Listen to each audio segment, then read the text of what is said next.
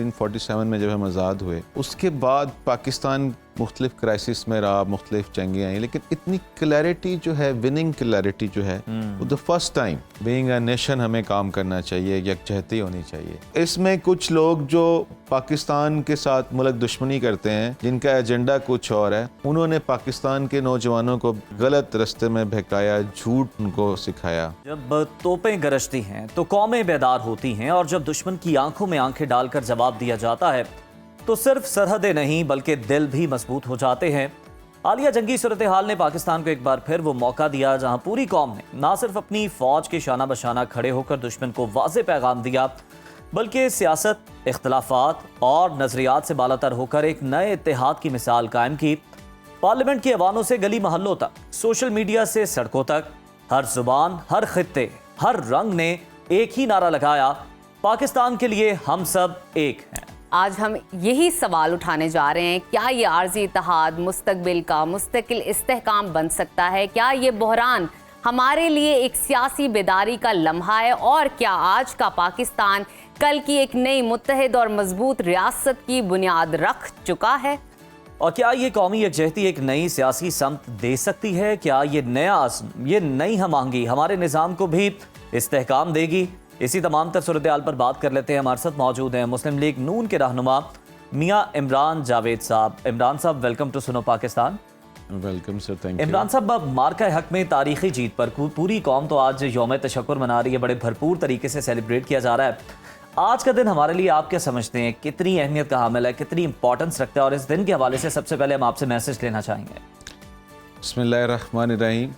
देखें, आज जो है वो पाकिस्तान की पूरी कौम, सिर्फ पाकिस्तान की कौम नहीं बल्कि पाकिस्तान जहाँ जहाँ भी दुनिया में बैठा है और जितने भी मुस्लिम ममालिक हैं, वो आज बड़े खुश हैं। और उनके जज्बात का आप इस तरह से अंदाज़ा लगा सकते हैं कि जब हम कहीं बाहर निकलते हैं, गलियों कूचों में फिरते हैं, तो घरों से माएँ बहनें बच्चे जो हैं, उनके अंदर जो एक अजीब सी एक जोश नज़र आता है, वो मैंने अपनी लाइफ में फ़र्स्ट टाइम वो जोश देखा जब से मैंने इसको होश संभाला है।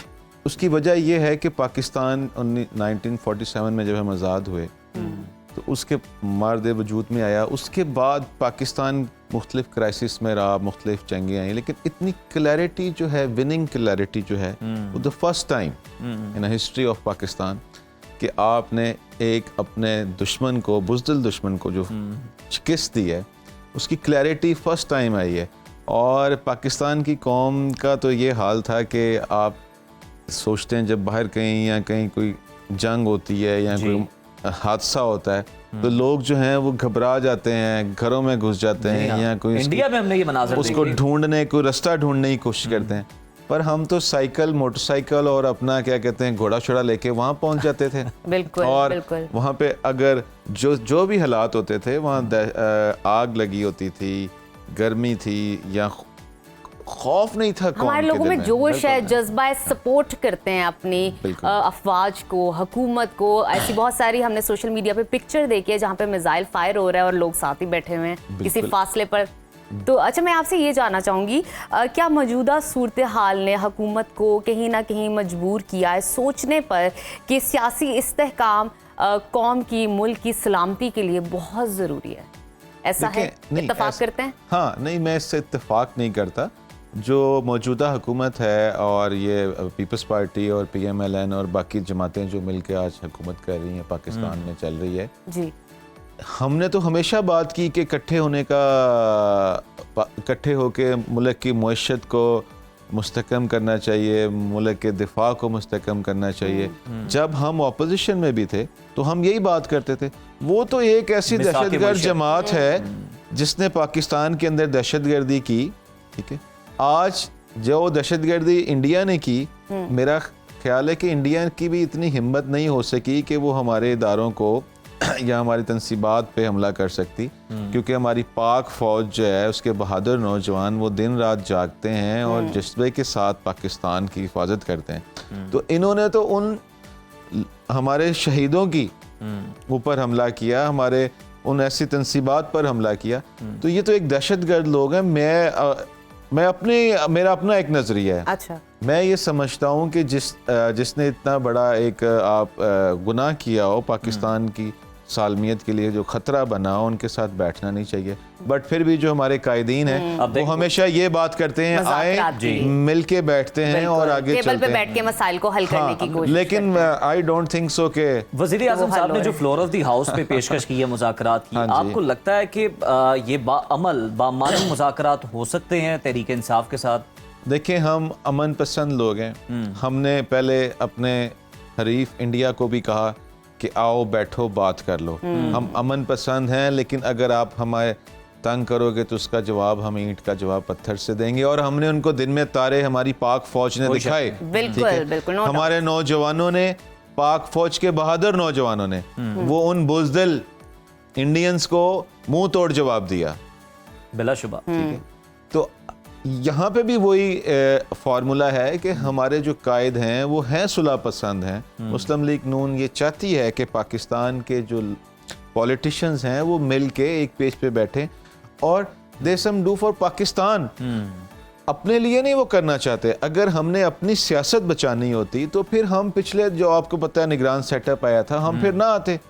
हम तो कहते जो ठीक है पाकिस्तान डूब रहा है, लेकिन नहीं, पाकिस्तान हमारा वतन है, हमारी मिट्टी है। और मिट्टी, अपना जो मुल्क होता है वो माँ की तरह होता है। इसकी इज्जत और इसकी सालमियत और इसकी तरक्की का ख्याल हमने ही रखना है। बिल्कुल, आपने आपकी जिम्मेदारी। इमरान साहब, हम देखते हैं कि हुकूमत की अगर हम बात करें, हुकूमत और अपोजिशन का अगर हम मवाजना करें, तो हुकूमत पर ज़रा ज़्यादा जिम्मेदारी होती है। ज़रा वुसअत क़ल्बी का मुज़ाहरा हुकूमत ने ही ज़्यादा करना होता है। अब ये जो मौजूदा सूरत हाल हमने देखा है कि पूरी कौम यकजा हो गई है। सियासी जमातों ने भी अपने इख्तलाफात को बेशक आर्जी तौर पर ही, कुछ देर के लिए ही, कुछ लम्हों के लिए ही बाला ताक रख दिया है और मुल्की मफाद को मुकद्दम जाना है।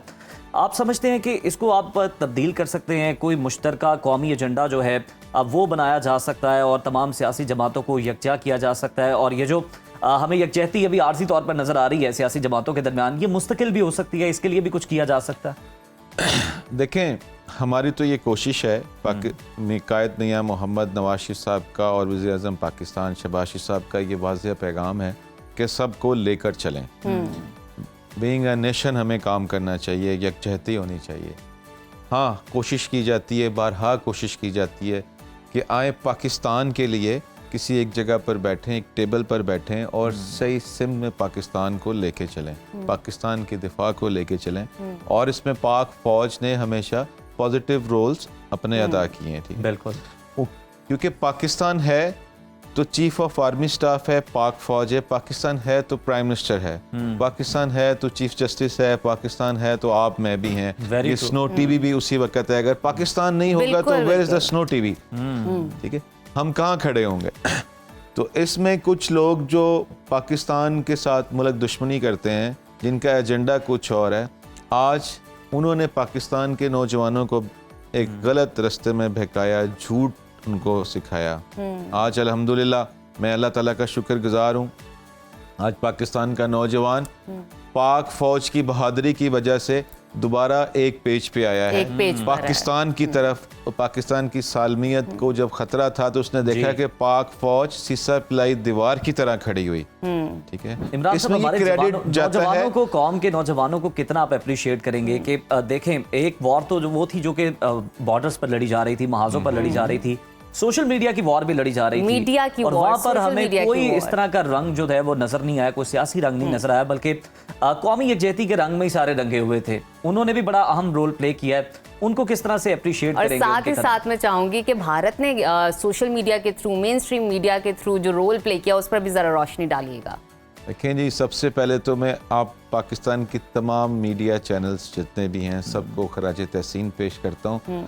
जिस तरह बहादुरी से पाक फौज ने उनको मुंह तोड़ जवाब दिया है, इसी तरह से हमारे जो जितने भी ये सोशल मीडिया के मेम्बरान्स थे, चैनल्स थे, और हमारे जो टीवी चैनल्स थे, न्यूज़ चैनल्स थे, इन्होंने इतने डट के मुकाबला किया, इतने डट के अपना नैरेटिव जो था, सच का नैरेटिव था उसको फैलाया, झूठ नहीं फैलाया। न्यूज़ जो वहां से आ रही थी उनका पोस्टमार्टम भी किया, बिल्कुल ऐसा किया।